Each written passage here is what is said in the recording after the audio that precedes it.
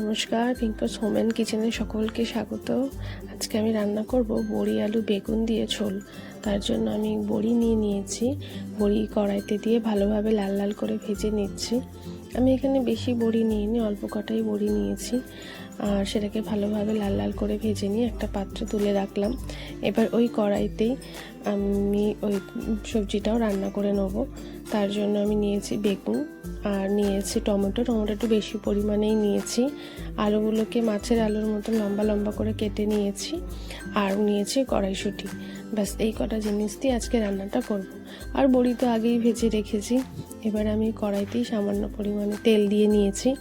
আর যে আলুগুলো লম্বা লম্বা করে কেটে রেখেছিলাম সেই আলুগুলোকে আমি কড়াইতে দিয়ে ভালোভাবে নুন হলুদ দিয়ে আমি এবার ভালোভাবে আলুটাকে ভেজে নেব। আজকে আমি এটা নিরামিষ রান্না করছি। এটার মধ্যে পেঁয়াজ বা রসুন কিছুই যাবে না, একদম নিরামিষভাবেই আজকে রান্নাটা করব। এবার আলুগুলোকে ভালোভাবে নুন হলুদ দিয়ে ভেজে নেব। আর আলুগুলোকে আমি একটু ভাপিয়ে নিয়েছিলাম, তার জন্য বেশি ভাজতে হয়নি, অল্প ভাজাতে মোটামুটি হয়ে গেছে। আলুগুলো ভাজা হয়ে যাওয়ার পর একটা বাটিতে আমি তুলে রাখছি। তুলে রাখার পর ওই কড়াইটাতে আরেকটু সামান্য পরিমাণে আমি তেল দিয়ে নেব। এটা একদম আমি অল্প তেলেই রান্না করছি, তেল বেশি দিচ্ছি না আজকের রান্নায়। দিয়ে ওই তেলের মধ্যে একটু গরম হয়ে যাওয়ার পরে আমি লম্বা লম্বা করে যে বেগুনগুলো কেটে রেখেছিলাম সেই বেগুনগুলোকেও আমি কড়াইতে দিয়ে দিয়েছি। এবার সেটাকেও আমি ভালো করে নুন হলুদ দিয়ে ভেজে নেব। আপনাদের কেমন লাগে আলু বেগুন বড়ির ঝোল আমাকে অবশ্যই জানাবেন। আর আমার এই রান্নাটা যদি আপনাদের ভালো লেগে থাকে তাহলে অবশ্যই একটা লাইক, কমেন্ট, শেয়ার, সাবস্ক্রাইব করে দেবেন।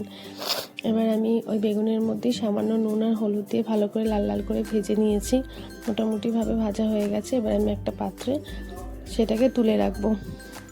এবার কড়াইতে নিয়ে নেবো আর একটু সামান্য পরিমাণে তেল আর তেজপাতা আর শুকনো লঙ্কা ফোড়ন দিয়ে সেটাকে আমি ভালো করে ভেজে নেবো। ফোড়ন হিসাবে আমি তেজপাতা, শুকনো লঙ্কা আর নিয়েছি গোটা এলাচ। গোটা নিয়ে দুখানা মতন এলাচ নিয়েছি, নিয়ে ভালো করে ভেজে নিয়েছি। এবার আমি নিয়ে নিয়েছি সামান্য পরিমাণে জিরেটাকেও ভালো করে আমি এটা গরম করে নেব। গরম করে নেওয়ার পরে আমি এখানে মশলার মধ্যে নিয়েছি একটু চারমগজ বাটা আর একটু বাদাম বাটা। এটাকে ভালো করে আমি পেস্ট করে নিয়েছিলাম।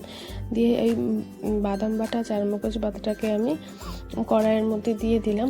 দিয়ে এবার ভালো করে এটাকে নেড়ে চেড়ে নেবো। আপনারা এটা দিলে পোস্তও দিতে পারেন, কিন্তু আমি আজকে পোস্ত দিইনি।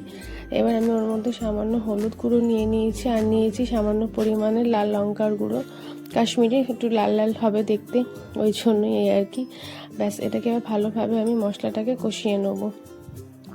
আর আমি তেমন কিছুই দেবো না, ব্যাস এই সামান্য জিনিসটুকুই দেবো। দিয়ে মশলাটা আমি ভালো করে এবার কষাতে থাকবো। এটা খেতে অপূর্ব হয়, আমার তো খুব ভালো লাগে। আপনারা এটা অবশ্যই একবার ট্রাই করতে পারেন।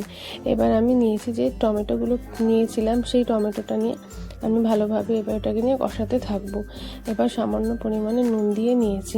এটা রুটি, লুচি সাথে খুব ভালো লাগে, ভাতের সাথেও ভালো লাগে, কিন্তু সব থেকে ভালো লাগে রুটি বা লুচির সাথে। এটা আপনার বাড়িতে অবশ্যই একবার ট্রাই করতে পারেন, আশা করি খেতে খুবই ভালো লাগবে। এবার মশলাটা আমি এখানে ভালো করে কষিয়ে নিচ্ছি। মশলাটা যতক্ষণ না তেল ছাড়বে ততক্ষণ ভালো করে আমি কষাতেই থাকবো। আর রান্নাটা আমি একদম অল্প আঁচে করছি। অল্প আঁচে করে নেওয়ার পর সামান্য পরিমাণে আমি এখানে জল দিয়ে নিয়েছি। জল দিয়ে নেওয়ার পর যে আমি সবজিগুলো ভেজে রেখেছিলাম সেই সবজিগুলোকে এবার দিয়ে ফুটিয়ে নেব। দেখুন আমি ভালো করে জল দিয়ে এটাকে ফুটতে দিয়েছি। ব্যাস মোটামুটি যখন ফোটা হয়ে যাবে তখন আলু আর কড়াইশুঁটি আর বড়িগুলো দিয়ে দিয়েছি ঝোলের মধ্যে, দিয়ে ভালো করে ফুটিয়ে নেব। আর যেহেতু বেগুনটা অল্প ভাজাই আছে, আগে বেগুন দিলে না ঝোলে গলে যায়, সেই জন্য বেগুনটা আমি লাস্টে দিয়ে নামিয়ে নেব। আশা করি আপনাদের রান্নাটা প্রত্যেকের ভালো লাগবে। আপনারা বাড়িতে অবশ্যই একবার ট্রাই করে দেখতে পারেন। আর যদি ভালো লেগে থাকে একটা লাইক, কমেন্ট, শেয়ার, সাবস্ক্রাইব করে দেবেন। আর আমাদের পুরনো বন্ধুদের অনেক ধন্যবাদ আমার চ্যানেলটাকে লাইক, সাবস্ক্রাইব করে দেওয়ার জন্য। আর নতুন বন্ধুদের কাছেও এটাই অনুরোধ যে আমার চ্যানেলটা যদি ভালো লেগে থাকে, আমার রান্না বা আমার কথা সেটা যদি ভালো লেগে থাকে একটা লাইক, কমেন্ট, শেয়ার, সাবস্ক্রাইব করে দেবেন। এবার মোটামুটি হয়ে গেছে। নামানোর সময় আমি অল্প গরম মশলা দিয়ে আর সামান্য পরিমাণে ঘি দিয়েছি, চামচি মতো, দিয়ে এটাকে আমি নামিয়ে নেব। আমার রান্না একদম প্রস্তুত হয়ে গেছে। আলু বেগুন বড়ি কড়াইশুঁটি দিয়ে ঝোল আর খাওয়ার জন্য একদম রেডি। আর হ্যাঁ, দিয়েছি সামান্য পরিমাণে চিনি, অল্প পরিমাণে দিয়েছি। এটা আপনারা দিতেও পারেন, নাও দিতে পারেন, কিন্তু আমি দিয়েছি কারণ আমার একটু ঝাল লাল মিষ্টি মিষ্টি তরকারি খেতে ভালো লাগে, তো এই জন্য। রান্নাটা একদম প্রস্তুত। এবার আমি একটা পাত্রে আমার যে সবজিটা বানিয়েছি সেই সবজিটা নামিয়ে নিয়েছি। আশা করি খেতে অবশ্যই ভালো লাগবে। আপনারা এটা বাড়িতে অবশ্যই একবার ট্রাই করতে পারেন। আমাদের তো এটা খুবই ভালো লাগে, ভাতের সাথেও যায়, রুটি লুচি পরোটা সব কিছুর সাথেই যায়। Bye bye.